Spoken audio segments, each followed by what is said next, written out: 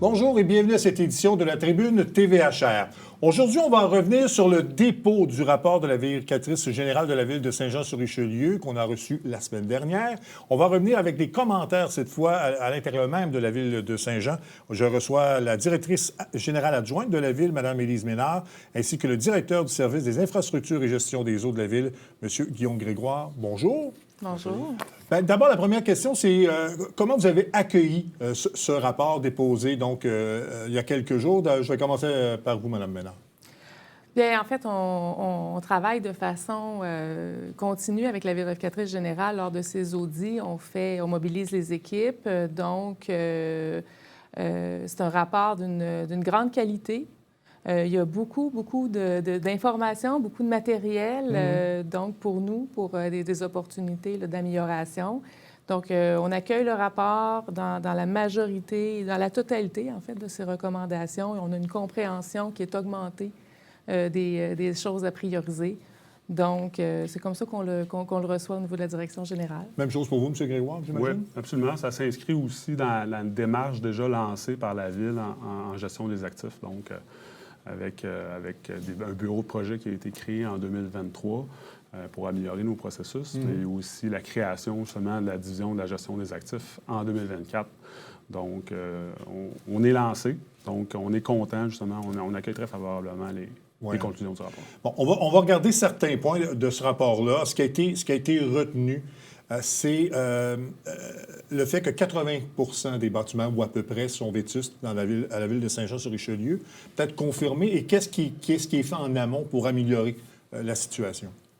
Bien, c'est sûr qu'on a un parc immobilier qui est... Fait que oui, on confirme le 80 On savait, en fait, là, c'est de l'information, évidemment, qu'on détient. On a fait déjà cet inventaire-là. À cause du patrimoine de la Ville, parce que c'est ça. Bien, c'est ça, c'est l'histoire. Hein, oui, donc, oui, on sait qu'on a un parc qui est issu des fusions, quand même, aussi, avec plusieurs villes et des investissements qui ont été là, faits au fil du temps, mais qui, évidemment, ne semblent pas suffisants. On a aussi des immeubles patrimoniaux également qui sont un autre grand défi auquel on fait face. Donc, je dirais que c'était connu. Puis là, bien là, pour la suite, qu'est-ce qu'on fait? Donc, il faut évaluer de façon attentive la fonctionnalité de ces bâtiments-là pour pouvoir faire des investissements judicieux dans les prochaines années, puis développer des stratégies pour permettre de diminuer, dans le fond, notre déficit d'actifs au niveau des bâtiments. Mais est-ce qu'il y a un processus qui a déjà été amorcé pour ça ou on est en train d'étudier qu'est-ce qu'on fait avec ça? Bon, non, on a déjà un portrait. Là, puis en fait, il y a déjà un regroupement d'immeubles municipaux qu'on vise là, à mettre sur un nouveau complexe municipal. Fait qu'il y a déjà plusieurs immeubles qu'on pense se départir. Donc, ça, c'en est une des stratégies. Il y a des stratégies aussi, évidemment, là, de vente, d'immobilier, puis tout ça. Donc, non, on est actif à ce niveau-là. Donc, c'est pas nouveau comme information, puis on n'est pas surpris de ça, mais effectivement, il faut se lancer, il faut continuer, évidemment, là, d'avancer dans ce dossier-là. Est-ce qu'il y a eu la création d'un comité ou d'une division dédiée, justement, à la gestion des actifs à Saint-Jean? Oui, c'est ça. Dans le fond, peut-être, Guillaume, je peux te laisser nous en parler. Oui, exactement. Donc, on a créé en 2024 la division de la gestion des actifs. Puis après ça, à l'interne, on s'est regroupé justement pour créer un comité de pilotage sur la gestion des actifs, pour venir justement guider nos actions à l'intérieur de la Ville, l'ensemble, pour que tout le monde se regroupe et on se dit qu'est-ce qu'on fait en gestion des actifs. Donc, ça s'est amorcé en début 2025 avec l'adoption d'une politique de la gestion des actifs. Puis là, présentement, on est aussi en train de faire un exercice de planification stratégique de la gestion des actifs qui regroupe l'ensemble des types d'actifs de la Ville, autant les infrastructures que les bâtiments. Oui, mais qu'est-ce qu'on va retrouver dans cette politique-là, justement? La politique, en fait, c'est la stratégie. En fait, ça va venir mettre en lumière, en fait, nos forces, nos faiblesses en gestion dans la gestion des actifs. Puis on va venir identifier les cibles qu'on veut atteindre. Qu'est-ce qu'on veut faire, nous, comme municipalité, pour régler, justement, pour répondre à ces faiblesses-là. Bon. Donc, ça va venir aussi, on va y avoir un cadre dans ce plan stratégique-là qui va venir nous dire, bon, c'est quoi les niveaux de service qu'on veut se donner, donc, pour chacun de nos actifs. Donc, combien de bris d'aqueduc, par exemple, qu'on souhaite, qu'on est prêt à tolérer, par exemple, jusqu'à temps que ça déclenche une intervention. OK. Et Dans le rapport aussi, on parle du parc d'actifs qui nécessiterait, semble-t-il, là, des investissements importants, puis que c'est important d'arrimer ça avec la gestion des actifs là, pour un objectif là, un peu plus... en fait, pour qu'on soit plus responsable financièrement de cette gestion-là. Donc, ça a été soulevé dans le rapport également, ça. Oui, bien en fait, il faut faire, en premier lieu, un cadre financier à échéance, à long terme, sur l'ensemble des investissements requis.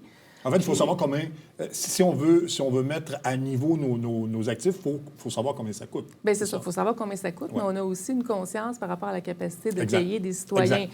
Fait que ça, c'est un cadre qui est à établir à long terme. Donc, c'est quoi notre stratégie long terme pour financer ces actifs-là? Fait que ça, c'est un premier cadre, évidemment, qui va venir nous guider aussi dans le plan stratégique dont Guillaume parlait. Donc là, il faut s'arrimer à ce niveau-là avec la capacité de payer des citoyens. Ensuite, le niveau de service qui serait toléré au niveau de nos actifs, puis faire converger ensuite nos investissements.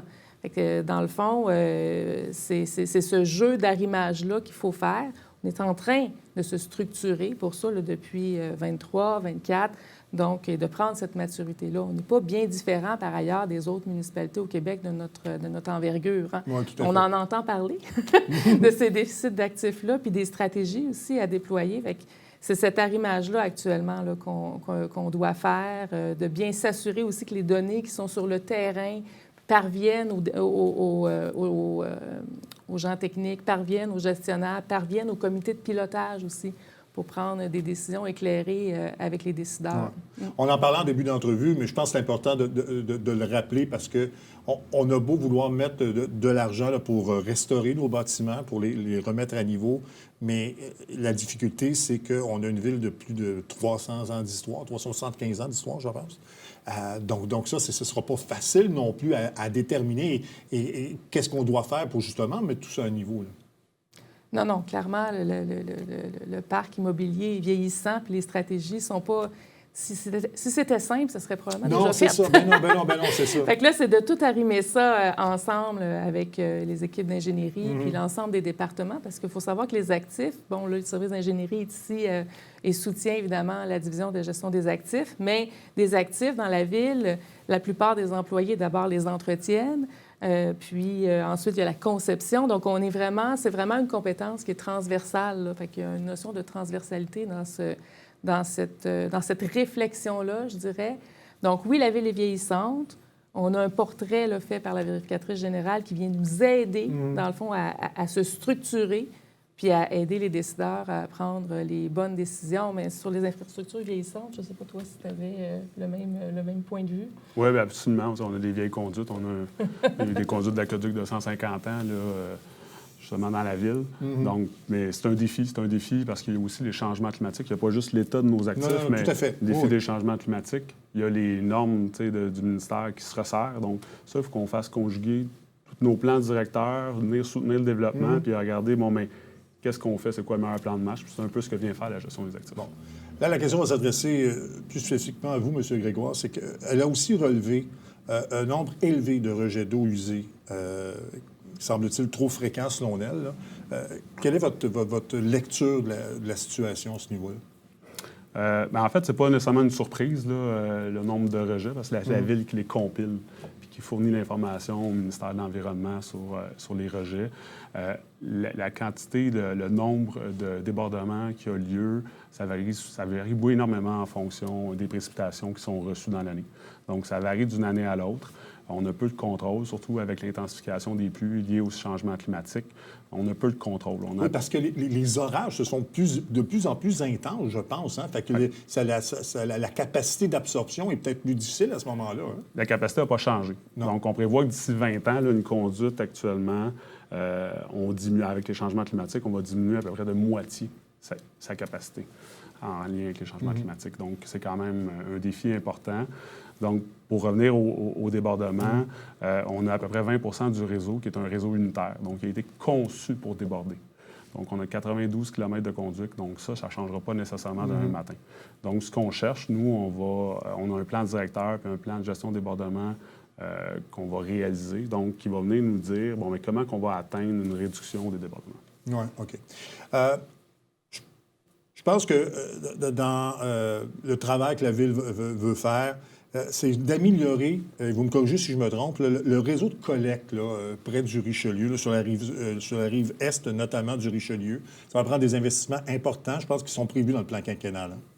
Oui, il y a un montant qui est prévu, mais la nature exacte des travaux n'est pas déterminée. OK. Donc, c'est l'enjeu, en fait, c'est que la conduite qui traverse, qui rejoint finalement la station d'épuration qui dessert toute la rive est va arriver bientôt à saturation.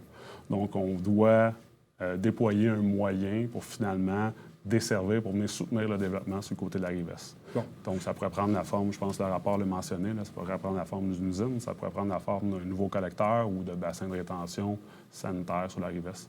Mais ce n'est pas encore déterminé. C'est le plan directeur, finalement, qui va venir nous donner cette information. Puis est-ce que la levée du moratoire risque de changer les choses à ce niveau-là? Pas du tout. La levée du moratoire, bien, ça va nécessairement accélérer un peu les investissements. Mais nous, c'est déjà dans le collimateur. Là, on va s'assurer justement qu'on va cheminer justement dans nos études puis dans la réalisation des projets pour ne pas revenir à un moratoire ou à un RCI du côté de la rive est pour que ce projet-là puisse se réaliser. Bon. Madame Ménard, je sais que l'année dernière, ça a été... Mme Guilbault a déposé son premier rapport comme vérificatrice générale. Elle avait souligné, je pense, une quinzaine de recommandations au total. Qu'est-ce que la Ville a fait à partir de ces recommandations-là pour justement répondre aux questions de la vérificatrice générale ou aux recommandations, en fait? Oui, au niveau des permis et certificats, là, dans le fond, on a d'abord accueilli les recommandations, puis on a réalisé un plan d'action qui répondait. Dans le fond, ce qu'a dit la vérificatrice, c'est si vous faites ce que vous avez dit, bien, à ce moment-là, ça va résoudre les enjeux qui ont été soulevés. Donc ça, c'est amorcé, évidemment. On a fait une phase 1, on a regroupé plusieurs actions qui c'est en cours, notamment la vision puis les objectifs de gestion. Fait que là, ça, c'est en train d'être élaboré. Ça va être présenté au Conseil sous peu, puis déposé à la vérificatrice générale ensuite. On est en train aussi de travailler sur l'analyse des permis, différentes uniformisations des méthodes. Donc là, je suis un peu dans le détail, mais on a mis ça en place avec les équipes. Il y a beaucoup de gestion de changement aussi là, qui était adressée là-dedans parce que ça change substantiellement le travail qui est à réaliser, les façons de faire. Tu sais, comme dans tout ce qu'on présente, là, souvent, gestion des actifs, c'est pareil. Donc, ça, on a amorcé aussi ce travail-là avec les équipes. On a une belle réponse des équipes. Donc, je dirais que les plusieurs actions là, qui sont en train d'être mises en place. Et tranquillement, on va migrer aussi vers des actions qui vont toucher là, directement le citoyen, notamment des fiches d'information. On souhaite mettre en place les permis en ligne dans la prochaine année. Fait que normalement, quand je me rassois ici l'année prochaine pour l'autre rapport, on jase de ça. Donc, c'est ça. Donc, ça, c'est en cours et on va déposer, dans le fond, différents livrables selon ce qui a été convenu avec la vérificatrice générale.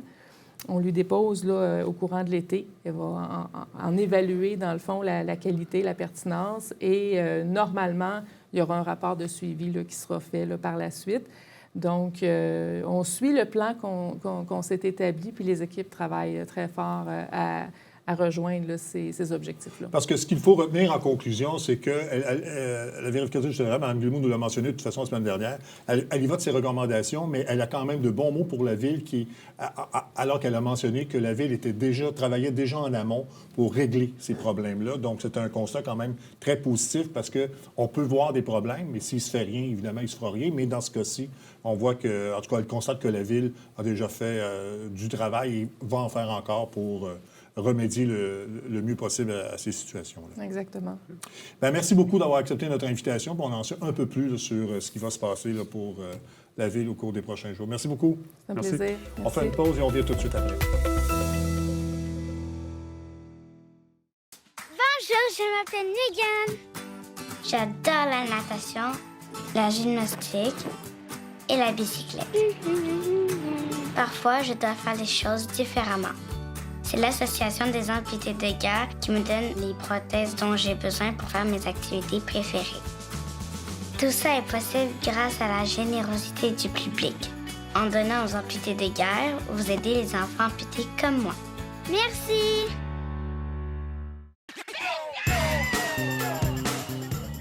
Le temps adepte du bingo, Télébingo vous permet de jouer dans le confort de votre foyer. 4 500 $ en prix à gagner. Et pour ce faire, vous devez vous procurer un livret comme celui-ci au coût de 9,50 $ chez l'un de nos détaillants, dont la liste apparaît sur notre site Internet tvhr9.com. Donc, c'est un rendez-vous dimanche matin 9h30, Télébingo.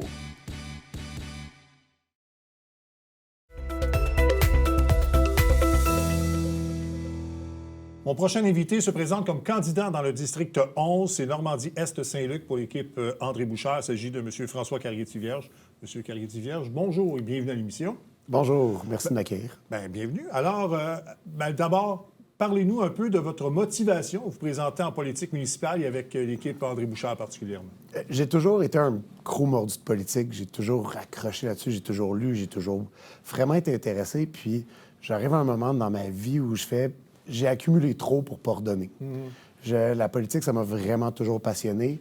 Puis je suis professeur d'histoire puis de géographie dans la vie, puis c'est beaucoup des questions qui m'intéressaient. Puis je voulais redonner, mais comment, où, qu'est-ce que ça? Puis j'ai eu des contacts avec la mairesse, André Bouchard.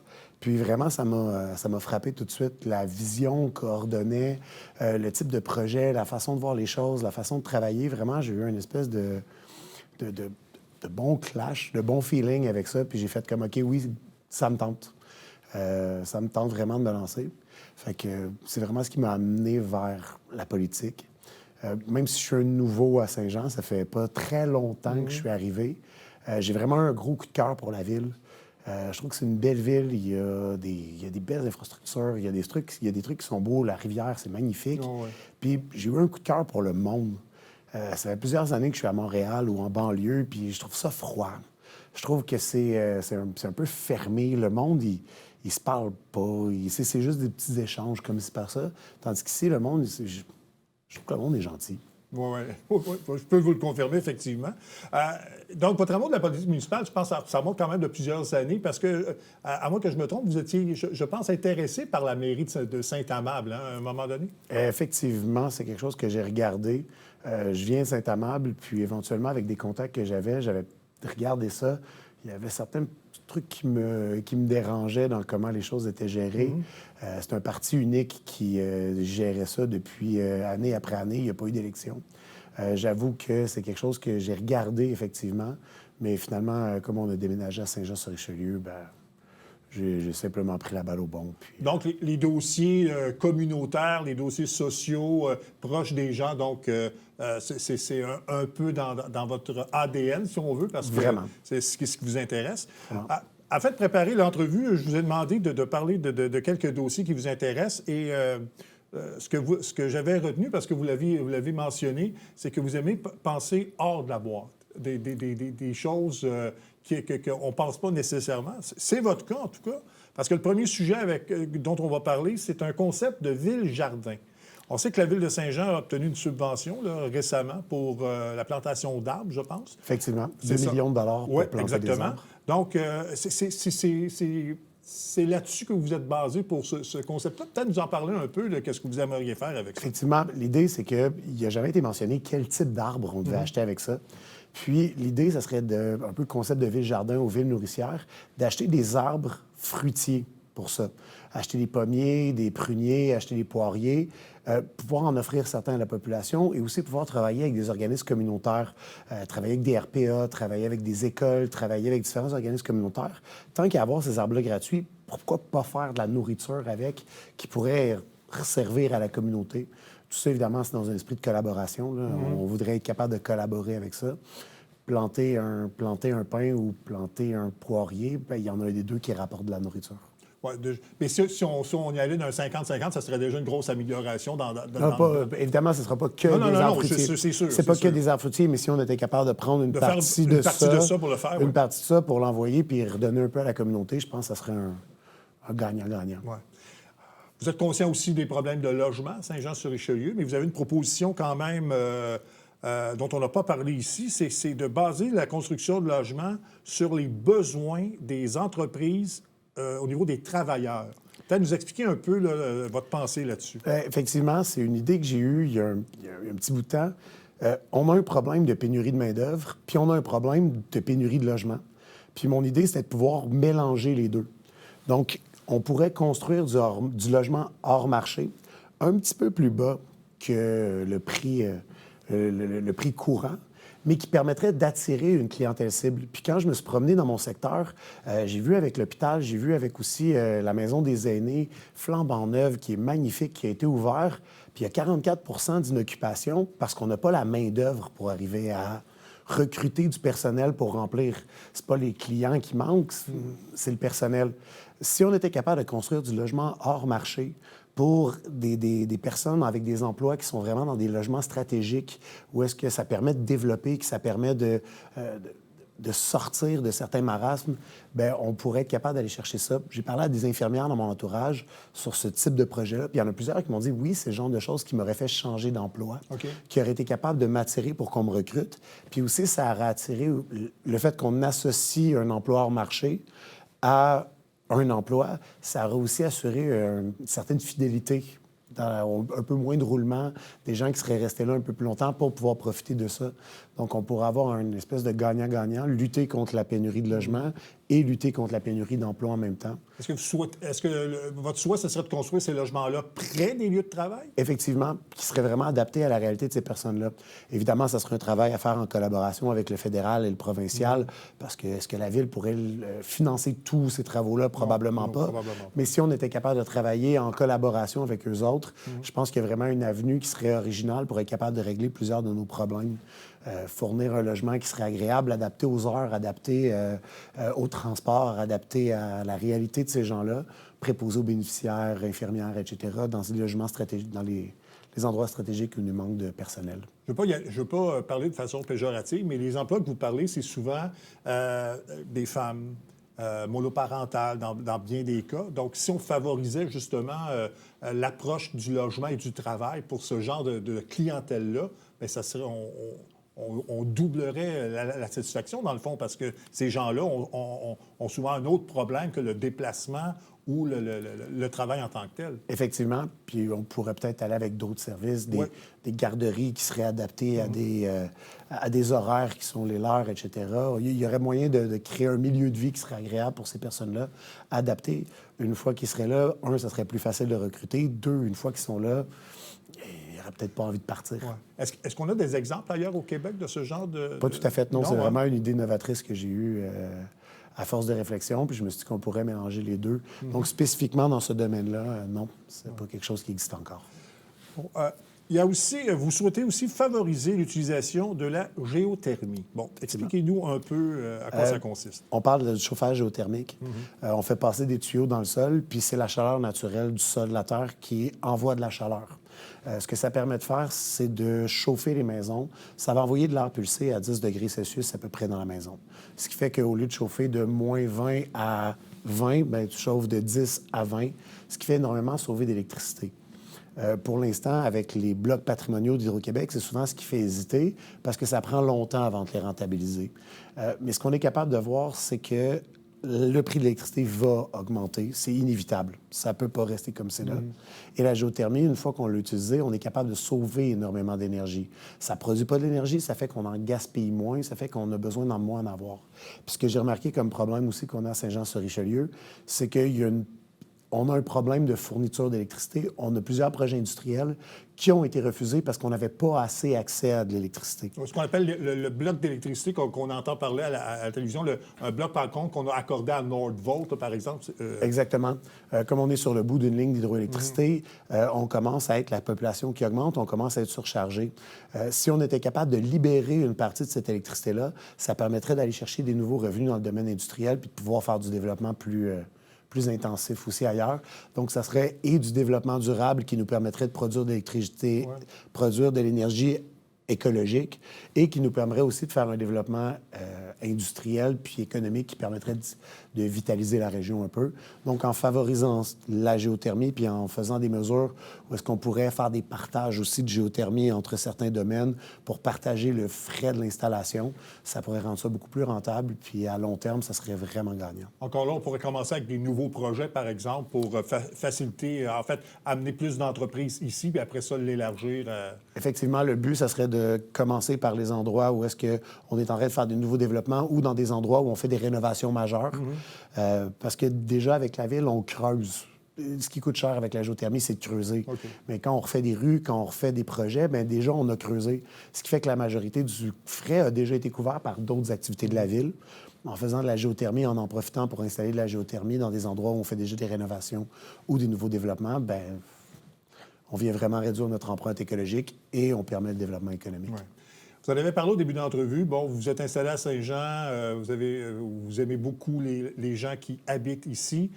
Donc, je pense que vous aimeriez qu'il y ait un sentiment d'appartenance à Saint-Jean-sur-Richelieu, qu'il y ait un accès plus grand également à la communauté? Effectivement, il y en a un sentiment d'appartenance. Oui, Il existe. oui. Ce que je vois, que j'ai vu dans d'autres banlieues où j'ai habité, c'est qu'il n'y en avait pas. Les gens, ce qu'ils venaient chercher, c'était un logement. Ce qu'ils venaient chercher, c'est OK, c'est moins cher ici. J'arrive de Saint-Amable. Saint-Amable, il n'y en avait pas de. Je venais d'un nouveau développement à Saint-Amable. Il n'y en avait pas de sentiment d'appartenance. Les gens, ils venaient chercher un logement, puis ils avaient leur vie ailleurs. C'était pas un milieu de vie, c'était un logement pas cher. Là, ce que j'ai vu ici, c'est vraiment pas le cas. Le monde se parle, le monde se connaisse, le monde se... Puis je veux que ça reste comme ça ou le favoriser pour que ça augmente les connexions. Ramener plus d'activités dans chaque quartier pour qu'il y ait plus d'occasions de rencontres. Créer aussi des lieux qui sont favorables aux rencontres où le monde, bien, ils vont vouloir se déplacer pour être là. Ça c'est revenu souvent sur la vie de quartier dans les entrevues que j'ai faites, là, que les conseillers, bon, en fait, pas les conseillers, mais les candidats qui veulent se présenter comme conseillers souhaitent ça pour leur district, justement, qu'il y ait plus d'activités pour aller chercher le plus de citoyens possible. Effectivement. Veux pas, plus les voisins vont se connaître, plus la communauté va se paraître, plus on va se rendre compte qu'on a beaucoup en commun puis qu'on peut partager plus qu'on pense. Mais pour ça, ça prend des milieux rassembleurs. Avec Internet aujourd'hui, avec les réseaux sociaux, etc., c'est facile de rester dans sa bulle, c'est facile de rester chacun chez soi. Faire sortir le monde pour qu'ils se rencontrent, ça devient de plus en plus difficile. Mais il faut qu'on fasse un effort pour que ça y arrive parce que c'est pas vrai qu'on est bien chacun chez nous. C'est pas vrai. C'est dommage, mais c'est tout le temps qu'on a. Un plaisir. Merci beaucoup de nous avoir expliqué votre point de vue. On vous souhaite bonne chance pour l'élection municipale de novembre. On aura l'occasion de se reparler là, au retour quelque part là, en octobre. Tout le plaisir sera pour moi. Merci beaucoup. Voilà, ça complète cette édition de la Tribune TVHR. J'espère que ça vous a plu, mesdames, messieurs. À la prochaine. Au revoir.